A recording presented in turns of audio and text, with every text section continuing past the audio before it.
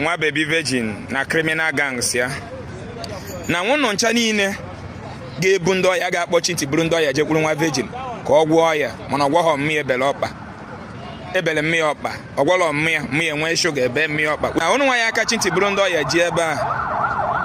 ana m ewepụta 20 million naira. Ụmụ mana Evangelist Ebuka Obi nwere crusade n'Enugu steeti next week ọ dịka 10 days ka 3 days nya ka Mathias Ezeaku na ebe a wee na-challenge ndị ya eje n'ụlọ ọgwụ wee je buru onye nke fa ahụ adịghị wee sị na ọkafa buje ya na crusade Evangelist Ebuka Obi ka o were mmiri nsọ na olive oil na mmanụ nsọ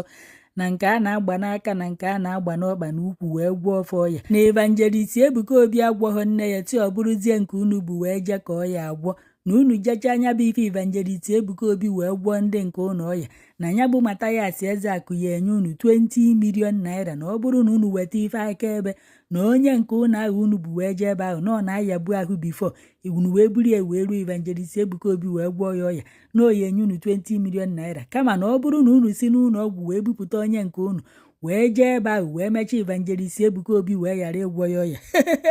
na unu mara na 1 minute unu si n'ụlọ ọgwụ bupụta onye ahụ wee spend ya na ya bụ crusade n'ọnwụ ka unu na-etinye n'ime onye ahụ unu jee n'ụlọ ọgwụ wee bupụta wee bujere Evangelist Ebuka Obi ka ọ gwọọ ya wee nọrụkwa ebe a wee na-ekwu na ndị jere onye bụ crusade na unu dụ 1000 wee nye onyinye wee kwụọ tait 1000 n'ọkwa Evangelist Ebuka Obi ka unu na-abụ ọgaranya n'ọkwa bizinesi ya ka ọ bịara ipromotu na unu gbakọ ego niile nyetara n'onyinye ebe ahụ n'ọkwa miliọnụ na biliọnụ na-emecha Evangelist Ebuka Obi ewere wee jee goro moto goro private jet ọ pụta n'ụlọ ụka ọ na-aghọrị unu si unu nọ ndị mmadụ birie na ọ bụrụkwa ndị mmadụ binyere ya na-ego unu tụtara n'ụlọ ụka ka o ji wee na-egokọta ife ọ na-ego wee na-asa unu isi nọ ndị mmadụ binyere ya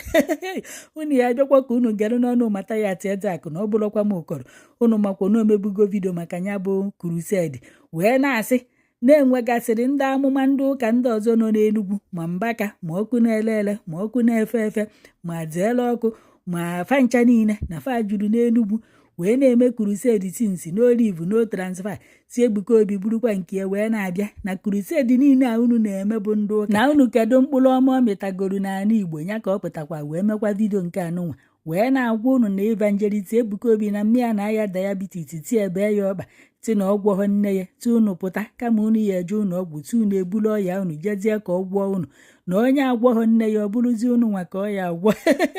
unu ya bịakwa ka unu gara n'ọnụ Mathias Ezeaku na ọ bụrụkwa m ụkọrọ ife okwukwe ọka nkọrọ unu nwa baby virgin na criminal gangs ya ha esetigoro unu up scamming center n'Enugu mana that is not my business because it's your business mana ọ ka m gwa gị ihe ga-eme gị enye gị advice ndị nchọrọ inye advice a bụ ndị nwere ndị arụ adịghọ gaa jee tata mabụrụ ma mafa ma papa fa si n'ụlọ ọgwụ pụọ na fa bụ ya eje ekpere ebe nwa baby virgin na-abịa ekpere ka Jizọs gwa onye ahụ gee ntị ka m gwa gị ihe ya eme gị ipulu onye ahụ na hospital iplego the highest ignorance on this planet Earth and have it in mind that na 1 minute lack of due process medication na-egbu mmadụ okwe na nne 1 minute like inye mmadụ dozi kwesịrị nwee ike imebi ọgwụ niile inye go so far the oya abaze to stage of incurable onye ahụ nwụọ na nwụnọ ncha niile ga-ebu ndị ọya ga-akpọchi ntị buru ndị ọya jekwuru nwa virgin ka ọ gwọọ ya mana ọgwọghọ mmịa ebele mmịa ọkpa ọgwọlọ mmịa nwee shuga ebe mmịa ọkpa which can happen to me anybody na ụnụ nwa ya aka chi ntị buru ndị ọya ji ebe a ana m ewepụta 20 million naira mma emekwa video week today to remind you ana m ewepụta 20 million naira ọ bụ na onwe onye ngwụlọ ma onye dị diabetic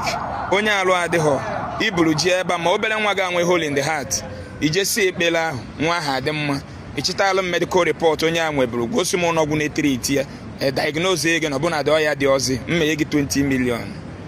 andụnụ nwa ga-aka chi ntị bụrụ onye ọya jee dị ya ka m gwa gị eziokwu ụfọdụ ndị ọya ya ebuje dị ama last the 1 week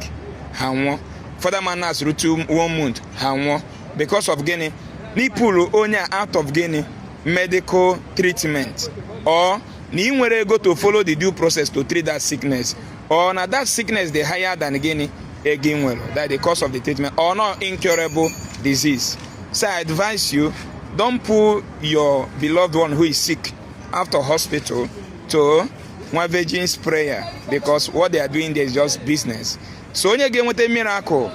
na ekpele afụta ata bụ nwa baby virgin. Maka ihe niile ga-abịa ebe atọ 1,000 nwere ka yeri raise 1 billion. 1 billion na-aba ya na akpa ya isi wayo si ebe a ngụlọọgwụ isi ọwa. Onye ide moto ogote ọgwụnụ na onye dotu agoyere ya moto maka unu enweghị sense. Understand? Ogo private jet ọgwaghị na onye dotu adachiri ya private jet. Sọọsọ ya nwa bụ ihe ga-enweta miracle taa, biko na ihe a ga-emeri ya tata bụ anyụkọ ọma mmiri ọ mee gịnị ọgbọ ụfụfụ onye ya na nwanne ya ihe ahụ and onye nwa bụ ihe na-ewepụ ọbịa ihe na-azọ mmadụ everywhere in the world. Iweta onye eweta nye ya ofu onye otu ya na abada agwazie gị nwa na Jizọs ya enye gị o gosi na nwa m ugo bụ onwe gị nwa m ugo gị nwa ya atụkọta nye ofu onye the name of pastor sizie gị na aba na Jizọs ya enye gị ịbụ nwa m ugo. Gị nwa ya ewere 3 million 2 million 5 jee nye onye na-ama oke ite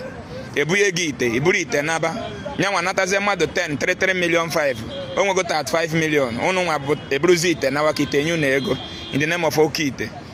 bụ onwego nwa m ugo. Gị nwa ata ga-eje ka ịtụnye ka Jizọs gozie gị ịma na agwa ya dị egwu onye na-abụrụ onye wayo ịbụ onye wayo ka inye mmadụ ibe gị den Jizọs eyezie gị. Why na Jizọs enyeghị ya nwa? O gosi na ị nwere brain. So open your eyes. Epul gwa na nwanne gị nọ n'ụlọ ọgwụ jee ekpele in the name of na nwa virgin na-abịa enu gwa ọkwa wayo scam. Enwekwu ihe na-arụ ọrụ n'ụwa onye ojii nwere. Electricity na-arụ ọrụ na UK enwekwu ya. Ambulances na-arụ ọrụ na America ọ dị ọkwa na be gị. Emergency number na-arụ ọrụ na France ọ dị ọkwa be gị. Running water na-arụ ọrụ today na India enwekwu ya. Enwe metro na-arụ ọrụ mmadụ ga-ebiri Lagos na-arụ ọrụ n'Enugu na-arụ ọrụ na Dubai today ọ dị ọkwa be gị. So ihe enyezi gị free of charge prayer.